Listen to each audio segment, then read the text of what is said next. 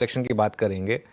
हालत ये है इस समय, इस लेवल का ये प्रचंड बहुमत है एनडीए का कि तेजस्वी यादव खुद अपनी सीट राघोपुर से पीछे चल रहे हैं एक्चुअली। तो अब ये तो क्लियर हो गया कि एनडीए को 200 सीटें मिल रही हैं। इसके बाद क्या, इस सुनामी का इकॉनमी पर क्या इम्पैक्ट पड़ेगा और इसको कौन बेहतर समझा सकता है लक्ष्मण रॉय के अलावा। Laxman ji, good afternoon. I am sure आपने ऑलरेडी फ़ोन वगैरह अपने स्टार्ट कर दिए होंगे, अपने सोर्सेज से बात करनी शुरू कर दी होगी। इस जीत के मायने क्या हैं अगर दिल्ली के लेंस से देखा जाए तो? देखिए, इस जीत का सबसे बड़ा मायने यह है कि अब लोगों का जो भरोसा आया है, इस भरोसे को आप सरकार के एक्शन में तब्दील होता हुआ दिखेंगे।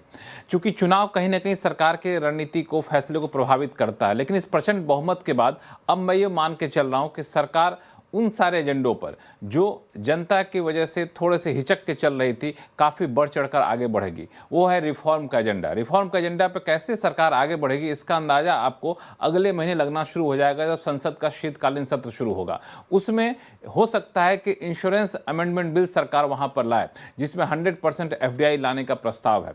ऐसे रिफॉर्म के दूसरे एजेंडे पर काफ़ी तेजी से आगे बढ़े।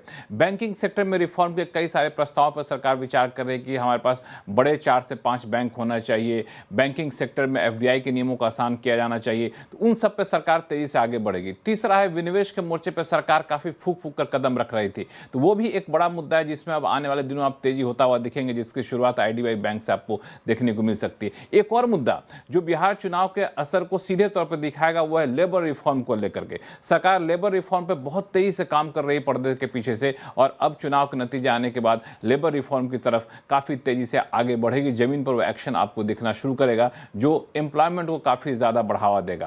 तो ये सारी चीजें मुझे लगता है कि बिहार चुनाव के नतीजे का अगला पड़ाव या फिर अगला चरण इस इनका पहलुओं पर आप देख सकते हैं। अच्छा लक्ष्मण जी, ये तो रही बात रिफॉर्म्स की, थोड़ा सा नंबर्स को जरा एक्सप्लेन कर देंगे। अभी जो अनुज बता रहे थे कि तेजस्वी जो हैं वो 4800 वोटों से पीछे हैं अभी। थोड़ा सा नंबर्स को एक्सप्लेन कीजिए। इस वक्त के नंबर्स क्या है? देखिए, बिल्कुल काफी ये किसी को यकीन नहीं हो रहा है। तेजस्वी यादव, जिसको महागठबंधन ने जब अपना मुख्यमंत्री का चेहरा बताया था, ऐलान किया था, तो ये एक धारणा गई थी चुनाव के विशेषज्ञों के बीच में कि तेजस्वी यादव के मुख्यमंत्री चेहरा ऐलान करने के बाद महागठबंधन को एक नई ताकत मिली है। लेकिन ये क्या, हम तो देख रहे हैं तेजस्वी यादव खुद 4500 से ज्यादा वोटों से पीछे चल रहे हैं। और बता दूं कि इस सीट पर भारतीय जनता पार्टी ने काफी मेहनत करी है। ओवरऑल सीट अगर आप देखें तो वो भी 200 का आंकड़ा पिछले कई घंटे से बना हुआ है। एनडीए पूरे 200 सीट पर बनी हुई है। जो रुझान अब तक क्या है, पूरे सीटों पर 80 से ज्यादा सीटों की बढ़त एनडीए को मिलता वहां दिख रहा है। ये अपने आप पे प्रचंड बहुमत है। और इसमें सबसे बड़ी बात आपको जो दिख रही है वो है आपको भारतीय जनता पार्टी 90 सीटें यहां पर आती हुई दिख रही है। 16 सीटों की बढ़त। ये 90 सीटें इसलिए महत्वपूर्ण है क्योंकि जेडीयू के पास सिर्फ 81 सीटें हैं। तो चर्चा इस बात की काफी गर्म हो गई कि मुख्यमंत्री कौन बनेगा। हालांकि भाजपा अभी तक इसी स्टैंड पर है कि नीतीश कुमार को मुख्यमंत्री बनाएंगे। एलजेपी भी अच्छी खासी प्रगति यहां पे करती हुई आपको दिख रही है।